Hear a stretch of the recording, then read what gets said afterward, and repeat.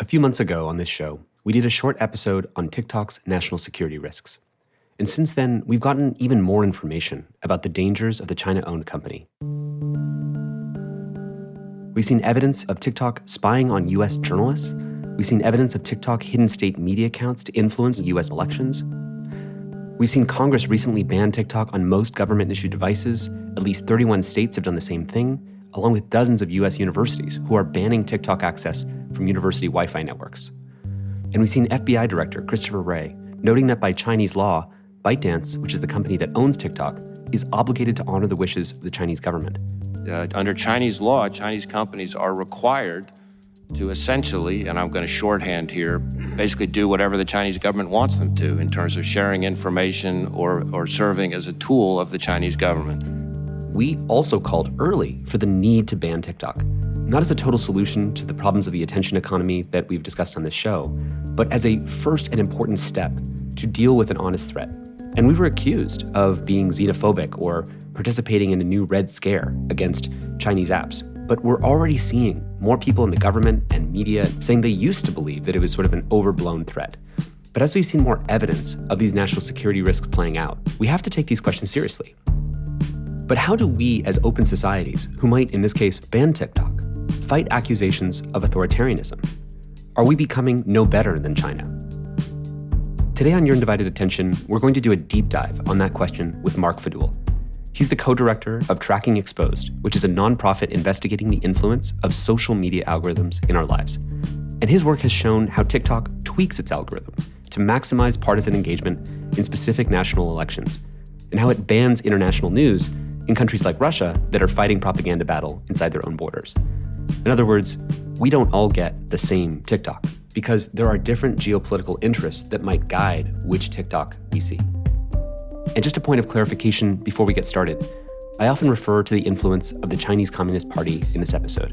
And obviously, ByteDance is an independent company, but there are laws in China that obligate its companies to actually follow the whims of the Chinese Communist Party. So when I talk about Chinese influence in this conversation, that's what I'm referring to. And with that, here we go.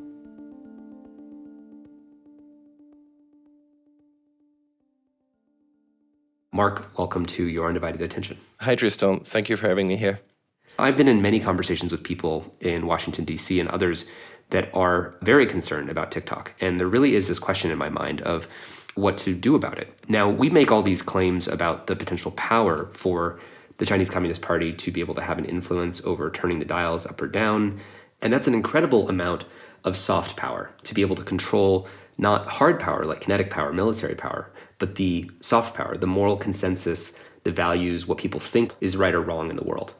And before we get into that, I want to just actually make sure we're setting the stage for listeners about what makes TikTok different or unique in terms of its design compared to other social platforms. Because people might say, isn't Instagram basically just the same kind of product as TikTok? So could you explain some of the design differences? Yeah, of course. I mean, TikTok has specificities in terms of its technical design, but also its usability features. And so first, it is an app where the algorithm is particularly prominent. The content is designed to be consumed almost exclusively based on algorithmic recommendations. And so the user will only see one video at a time. And so there is full attention on a single piece of content, unlike on other platforms, for example. Also, the videos tend to be very short, which encourages fast swiping, almost like you would on Tinder. And this, on top of the massive user data harvesting, gives a lot of high-quality training data regarding what the user likes or does not like. And this data is extremely precious to then train the algorithm to identify your unique, specific interest at an unprecedented speed and accuracy. So where, for example, 10 minutes of usage, YouTube might get one data point on a video that you liked or disliked, TikTok will get 100 because you will swipe through 100 videos in 10 minutes. And so basically, the whole platform is designed for and around its recommendation algorithm. Then another point which makes TikTok different from other platforms is that it's a platform where the direct network of friends of the user has little relevance. So the app doesn't serve content based on what your friends are watching. It will serve you anything that will make you engage. So this also means that anyone can become viral. So virality can be very fast to acquire and also short-lived sometimes, and which can be also challenging for content creators if they want to make a living out of it. And the last important difference is its marketing positioning. It is really designed for a younger audience. TikTok originally said it was just a dancing or entertaining app, and this is also a dangerous positioning because they say so to avoid scrutiny. But in fact, it's much wider than this, and nearly any topic is covered by a niche community on the platform. So you said a couple important things that I just want to make sure listeners get, which is, on Instagram or Twitter or Facebook, I have to choose which friends I'm following. I have to choose which accounts I'm going to get content from. So I might go to Instagram, I follow 100 accounts, and then those 100 accounts are what are used to populate my feed. Whereas on TikTok, it's different. It's sourcing from the global supply of billions of videos that might have been uploaded today. And then of those, what are the maximally addictive or entertaining videos? And you said another thing, which is that the surface area of signals of which it can train from to figure out what is the most addicting, it is picking up so many more of those signals in a single session. And it's important, I think, when people think about TikTok's success, that one of the reasons it's likely outcompeted the other apps is because it's gathering so much training data so quickly and is able to get better and better at predicting and anticipating what might be the best thing to keep you watching, much more so than Instagram. Absolutely. So for all this kind of insane shenanigans and the ridiculousness that we'd ever allow this to happen, Mark, are you actually on TikTok? How do you relate to these things yourself? I am, but obviously I'm there only for work. Right. Just kidding. But for something that definitely struck me when I joined the app actually is how fast it was able to detect my interest in TikTok algorithm itself, which is obviously one of the things I'm coming here to be interested in, but I think it's a pretty niche interest. And within an hour of using the app, I was starting to be targeted with specific content creators talking about how the algorithm is promoting them or demoting them when they talk about specific topic. And this was very fascinating to me, how the algorithm was able to detect this interest while without taking any explicit input on it. It was just maybe because... You never searched for the word algorithm or recommendation system, TikTok recommendations on TikTok? No, it's probably just that one of the 1,000 first videos that the algorithm showed me had this specific topic. And obviously I probably not only watched this video, but watched it maybe twice or maybe liked it. And then suddenly I got another one. And then it's all it takes to detect a niche interest. Yeah, I mean, this is funny because it takes just such a little amount of information for it to know exactly who you are. But what you're saying is it could predict this very niche interest in the algorithm itself. And it's kind of funny and ironic that the algorithm is showing you things about itself in this very meta way. Exactly. Very meta. And I should clarify that I am not on TikTok. I only downloaded it in advance of this interview and saw that other people who had me in their contacts so that it could say, hey, this person followed you on TikTok, don't you want to follow them back? Which, by the way, for listeners, just to remind them, this is one of the easiest persuasive psychology techniques, is the sense of social reciprocity. Oh, so-and-so followed you. Now they're sitting there waiting there being like, oh, why haven't you followed me back? These are the kinds of things that you can play with. And it has nothing to do even with algorithms. It's one of the things that I think is overlooked, is that even if we had perfect controls on the algorithm, I could still change the structure of the design of TikTok, the social pressure design, the way that notifications appear. And I would say that TikTok would be a national security risk even if it was just able to alter the design of itself. And so I want to sort of just emphasize to listeners the degrees of freedom that I have as a persuasive technology designer to influence your population with just very subtle controls, so long as I have your entire population on my system. Yeah, no, I mean, one other subtle dial that they have and that is very specific to the design of TikTok is the music. It's a huge part of what contents get viral and what contents get shared on TikTok. And it also has a very strong, people have a very strong emotional attachment to music. It brings back memory, it triggers emotion. And so also that's another way in which persuasive design can be tampered with, specifically on TikTok.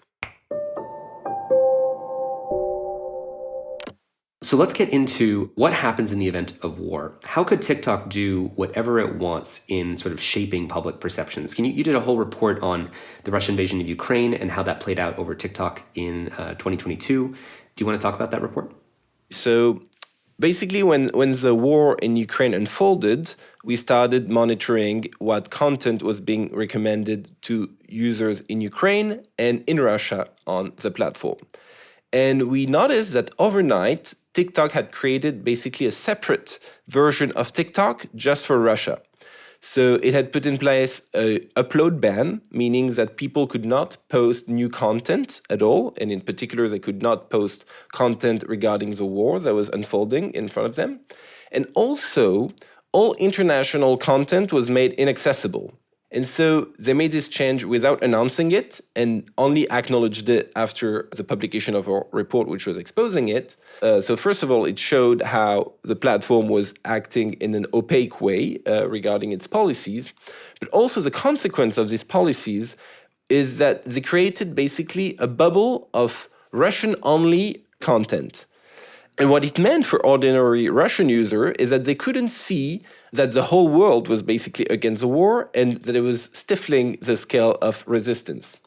And this is particularly critical because at the very beginning of the war, TikTok was really seen as a threat for the Kremlin because the app is widely used in Russia and the overwhelming majority of war-related content was critical of the invasion at the beginning.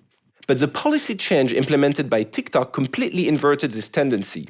And so after the upload ban was put in place, we noticed that there was also a loophole that still allowed certain accounts to continue posting from Russia. And that's what we exposed in the second report. And it turned out that the overwhelming majority of content that would still go through despite the upload ban were pro-Kremlin content. And so the result was that for Russian users who are still seeing war-related content on TikTok, it would suddenly become as if everyone was supporting the conflict. And last, in our third report, we exposed that some of the content which TikTok claimed to be banned was in fact still being recommended by the For You algorithm. And so this was an unprecedented phenomenon, which we called shadow promotion, as opposed to shadow banning, which is when a piece of content which appears to be available on the platform, in fact, is banned from being algorithmically recommended. Here, shadow promotion is the opposite, where a piece of content which appears to be banned on the platform is in fact still being promoted by the algorithm. So I don't understand what kind of content we're talking about is banned. Why is this a good or bad thing that it's still being promoted? Could you clarify that? I think the main problem is a matter of opacity, where we don't know what gets promoted or demoted, and we don't know what could be demoted artificially or intentionally by TikTok in the event of a war. So this is really the critical piece. Shadow banning is in fact widely common across all social media platforms. It is one of the moderation techniques that have been put in place to deal with borderline content. So when moderators review a content that is not really bad enough in order to be completely censored or blocked from the platform, they decide to keep it online, but to limit its reach. So the main reason why we believe that this international content suddenly became unavailable in Russia is that a few days earlier, the Kremlin had passed a new fake news law, which basically forbid any mentions of the word war in any media. And it was basically impossible to manually moderate every individual piece of content. So TikTok went for a very coarse approach, which was to say, let's ban international content completely across the whole platform in Russia. It was sort of the only way for TikTok to remain available in Russia, which is a very important market for them, to accept the demands of the Kremlin when it comes to content moderation. So BBC, for example, you would go on the page of the BBC in Russia and there would be no content at all. But that content might still show up through algorithmic recommendation. And so this is once again highlighting the need for greater transparency on what content gets promoted and more generally what content is available on the platform. I mean, this is relevant for current conversations in Washington, D.C., where supposedly there's a deal being brokered where, hey, the U.S. will allow TikTok to continue operating in the U.S. so long as we get some sense of the ability to audit that things are what they seem. But what you're saying here is that maybe the U.S. cuts this deal with TikTok. It looks, by all visible appearances, that this bad content that maybe the U.S. doesn't want to be on the platform or certain channels, that those are not visible, but that even so, it could still be recommending all this content or shadow promoting it, in your words, and that we wouldn't have a means of honestly detecting that unless there's people like you out there in the world, and there's only one or a handful of you trying to scan basically what billions of videos in hundreds of countries and hundreds of languages. How could we possibly know what's really going on? And then really there's this bigger question of like what amount of transparency is possible, because there's just going to be way more issues of concern than there are human beings to look at all these different videos. Is there really a possibility for transparency that's meaningful when there just is vastly more content moving through the system? Moreover, you also said that it only took one day for TikTok to create its own custom version of TikTok for Russia that had a different recommendation system. I think this is very important, that if you could make that change in one day, imagine if China invaded Taiwan tomorrow. In one day, TikTok could create a custom version of TikTok for the US that said, we're going to recommend a totally different set of content that's all about why the US had this colonial background and we shouldn't really get involved in other people's business. And here's all the wars that we shouldn't have gotten into. And here's why we shouldn't get into a war with China about Taiwan and why Taiwan was always a part of China. In so quickly, you can change this instrument of soft power. You can change it and tweak it to reflect the goals that you have. Absolutely. I think here what you're pointing again at the issue of the opacity of the system. And I think there's great hope right now that regulation will sort of solve this issue by forcing platforms to open their data and provide a researcher data access and interfaces to investigate the systems. Now, the big question is, can we actually trust these interfaces that are put in place by the platform? I think we have a serious integrity issue to ask ourselves. I'll give an example which I think is quite representative to me, which is on Facebook, which had put in place CrowdTangle, which is basically a platform for researcher and journalists to access a greater amount of data than a normal user would be able to. And this was put in place by Facebook willingly. It was not like coerced by any legal framework, and was vastly used for scrutiny. During the Capitol riot on January 6th, during the 2020 election in the US, a lot of data went missing from CrowdTangle. And that was what the platform called to be a bug, but it was quite a timely bug, because just at the moment where platform scrutiny was most important, suddenly these data access went missing. And now the question is, to take again your example, which I think is great, if China was to invade Taiwan, would we be confident to rely on TikTok's official data access to audit which content is being promoted or demoted on the topic? And I believe that we should not. And that's why the methods and the paradigms that we're using at Tracking Exposed is adversarial audits. So what we mean by adversarial audits is that we're collecting the data in a way that is completely independent of the platform. So we're basically running bot accounts and then scraping the data and automating this so that we can emulate different users and see how the algorithm reacts in response. And so I believe that this type of adversarial audit from independent actors like us will remain necessary, despite that the new legislative framework will now enforce the platform to put in place official data access and APIs, which I believe are a great development, but will not solve the issue completely.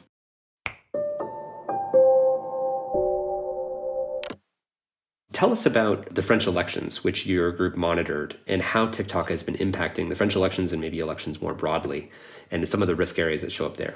So the story about the French election is that we started monitoring what content was being promoted during the presidential campaign in 2022. And election-related content was extremely widespread on TikTok during the whole presidential campaign. And though the platform's narrative has always been that TikTok is not a political platform, we were forced to observe and to measure that indeed it was highly political. To put a number, we estimated that there was at least 1 billion views of election-related content in France, which has only 65 million inhabitants. So indeed, TikTok is political, whether they like it or not. And I believe that they sort of like it, but pretend that they don't want to be political. Right. Just importantly, they want to make people believe we're just a dancing platform. Look at these kids that are dancing in these funny videos, and it's totally innocuous. I mean, this is the Trojan horse. It's a Trojan talk. It's not TikTok. It's like it looks innocuous, but it's actually changing and shaping the basis of your elections. Absolutely. Just like any other social media platform does, whether they like it or not. And if we take the difference with YouTube, for example, which we also have been analyzing during the French election, is that YouTube at least acknowledges that they are playing a role in the dissemination of political information. And so their YouTube strategy is to boost authoritative sources on sensitive issues, including election-related content. So this is not a perfect strategy, but it's better than nothing, definitely, and at least they acknowledge their role. On the other hand, TikTok remains a completely free market for political information, which is not to be confused with a level playing field. And so indeed, we know that engagement-driven algorithm, when it's fed with political speech, it tends to amplify the most polarizing and divisive content. Because you will watch it, you will comment on it, whether you love it or whether you hate it. And so this is a phenomenon that has been already discussed many times on this podcast and that has been widely known for years. But since no safeguards were put in place by TikTok during the election, it is exactly what happened. And in that case, it was the most polarizing candidate was Eric Zemmour, who was really on the far right with sort of populist and xenophobic arguments. And Zemmour received by far the most visibility proportionally. At some point, he concentrated more than 30% of the overall engagement on TikTok, despite that he only collected 7% of the votes. Well, that's profound. So he was getting 30% of the engagement, but only got 7% of the votes. So I think that's telling. Just curious, what do you make of the fact that there's 1 billion views of French election content when there's only 65 million citizens? Like, what's going on there? Well, the optimistic answer is that youngsters are very interested in politics and very engaged, and they'll all go to vote. I think another interpretation is that, in particular, Zemmour, who was generating a lot of views, was basically almost used as a meme, and a lot of like viral content on the platform was political because it was very polarizing, because obviously that's also how you can shape the popular opinion regarding a candidate, is also by making fun of them or sort of selecting snippets of stuff they have been saying. So I'm going to break away from my conversation with Mark for a moment to share a few thoughts. Now, one thing I don't talk a lot about on this podcast is that behind the scenes, we do have conversations with people in the U.S. national security apparatus and other countries who are very concerned about this. And one thing I've noticed that's not covered in these private national security conversations is it's not just about whether one country, like the United States, bans TikTok. Because even if the U.S. were to say ban TikTok right now, which would be a very unlikely, extreme action from most people's perspective, it wouldn't stop TikTok from still controlling the moral consensus of what the rest of the world thinks. What if in the future, the most popular app for social media is a Russian app? How do we want to deal with apps that come to dominate critical infrastructure that are based in countries of concern? And we had this precedent set with Huawei, where the US actually stopped the rollout of Huawei 5G infrastructure in many countries throughout Europe. We already have rules in telecommunications networks. You wouldn't allow Russia or China to install critical equipment inside of your networking infrastructure because you would see that as a critical infrastructure. And social media is the 21st century telecommunications infrastructure. And I think we need to start seeing it that way. Okay, so generally at this part of the show, we talk about solutions, but let's go meta here for a second. Because we've talked about the idea that regulators could compel TikTok to become more transparent about what's getting amplified by the algorithm and what information is on the app overall. I would push back and be like, I don't think that just transparency on a cancer cell doesn't stop the cancer cell from being a cancer cell. I'm looking for solutions here. I'm just curious, when you're in there with regulators and you're thinking about this conversation, what do you think the solutions are?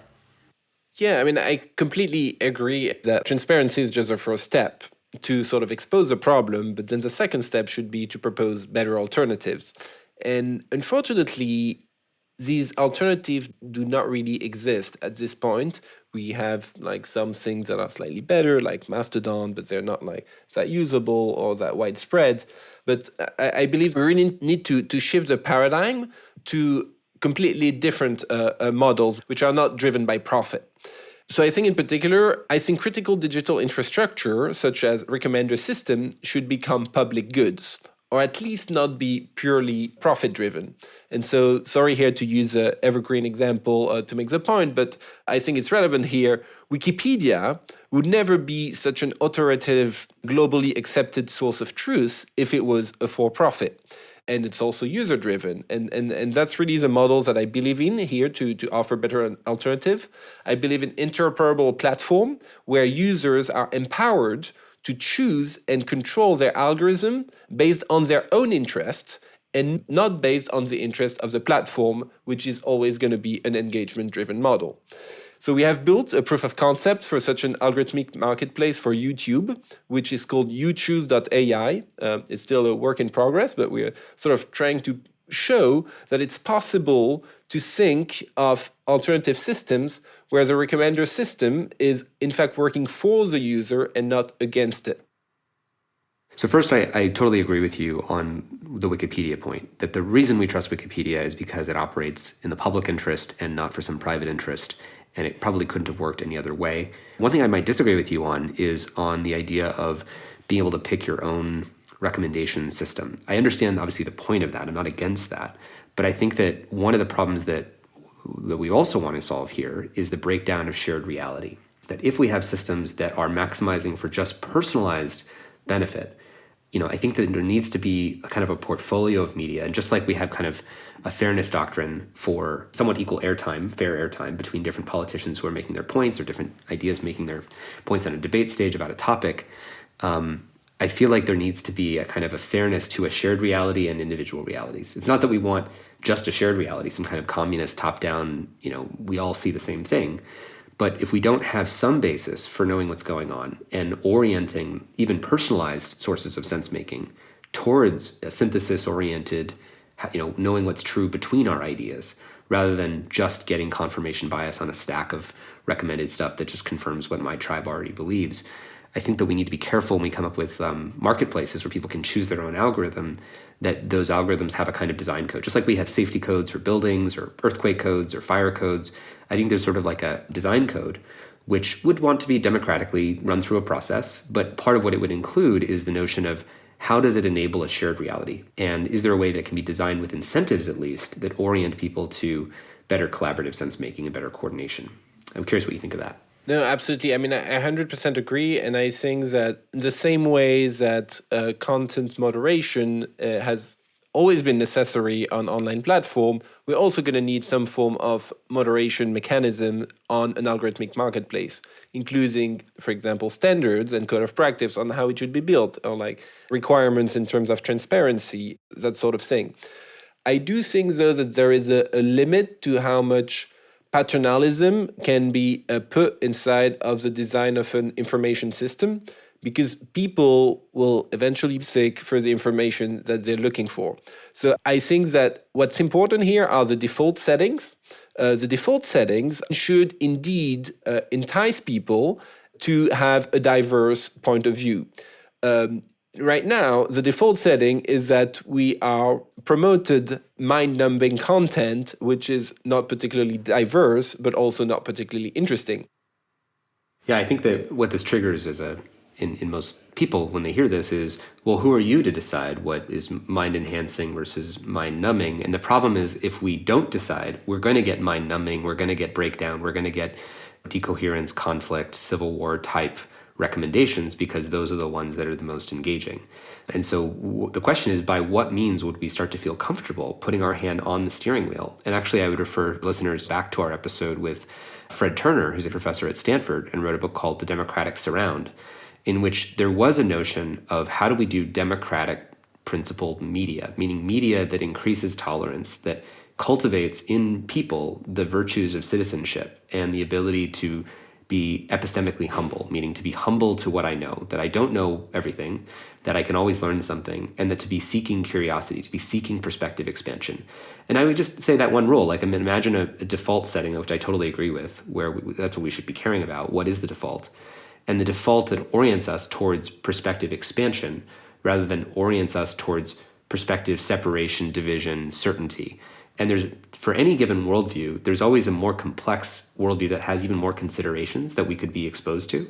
And I think it would feel aesthetically more beautiful and interesting to live in a world where we're constantly humbled by seeing the world in a more complex way.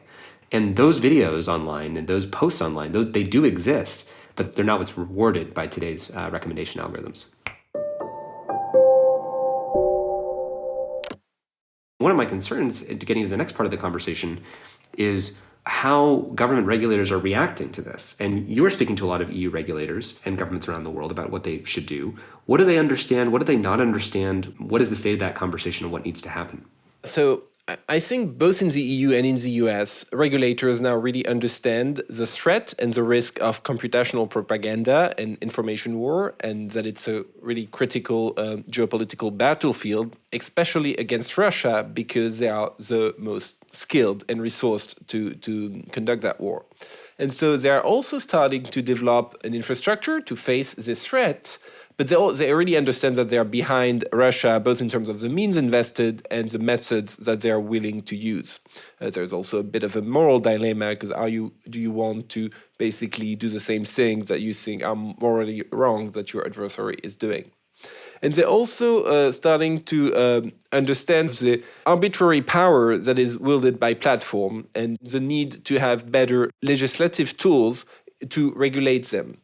They also understand that it's not easy to create laws for social media. There's been this example in Germany, the NetzDG, which was sort of a precursor of the Digital Service Act, which is a new EU regulation that was just adopted to better regulate platforms. And we saw how it's difficult to put strong constraints on content removal, because if you put too much constraints, then the platform will basically remote and censor everything, which is not a side effect that a government wants to see. I do think that there is one blind spot, both among EU and US regulators. It's that they put a lot of focus on disinformation and content moderation and freedom of speech as a consequence, while there is maybe not enough focus on the role of the algorithm and how much reach individual piece of content can have. Yeah, my experience of the conversations in DC are actually that it's mostly focused on where the data is stored. And if the data was stored on US servers, then suddenly that could solve all the problems, but that doesn't solve any of the problems around amplification and the ability to make sure that I'm steering who you're hearing from. So Mark, I'm going to ask you a blunt question. There's a lot of countries that are trying to figure out what to do about the conundrums that we've been laying out for the last hour or so. Should we ban TikTok? Should we force a sale of it? What should these countries and policymakers do to respond to this, in your view? Yeah, I mean, it's a tough question. I think the better approach would be to have a more systemic approach and have enough regulation on the whole industry to force TikTok to behave in a way that is respectful of democracy. I think in the same way that the US in particular has a lot of security concern regarding the fact that TikTok is owned by China, there's also some sovereignty questions that are being asked in Europe, for example, by the fact that the US controls all European citizen data, which is obviously less of a threat than if it's owned by China, but the whole rest of the world might ask the same question. And I would also add that banning TikTok would not prevent another platform, potentially Chinese-owned or Indian-owned, to emerge, which would be similarly concerning. So I agree with you that I think we need a common approach to regulating and creating guardrails and design codes and building codes for social media that actually strengthens democracy. Too often we settle for what would be less toxic for democracy rather than what would actually be tech plus democracy equals stronger democracy. And that's the standard that I want to orient as many listeners and technologists towards. And I agree with you that those should be common and we shouldn't try to single out TikTok. I think there's a shorter term issue of TikTok simply not being allowed to grow and become a greater percentage of, vulnerable Western democracies running their cultural infrastructure on, a CCP influenced company.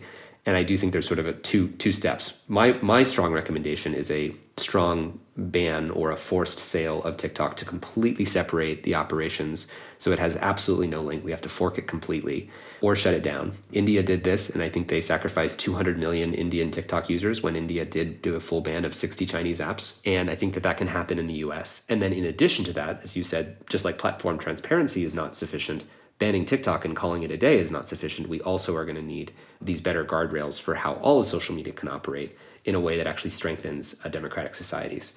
And I think we need both, is my opinion. Sure. Yeah. I mean, I don't think it would be a bad idea either. I think it's a nuanced topic, but. Well, unfortunately, that would mean you'd have less to do every day because you wouldn't have to study all these things that TikTok is recommending. But maybe that'd be a good thing for your life. Who knows? That's why I say it's nuanced. Well, let's just close with this, Mark.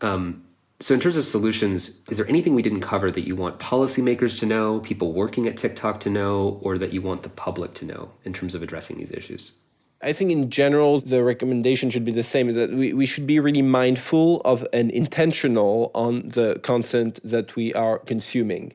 And so we should be aware of the infrastructure that is underlying where this content comes from. And in a way, we should be as intentional with our informational diet as we are with our food diet. And so we are what we eat, but we are also what we watch.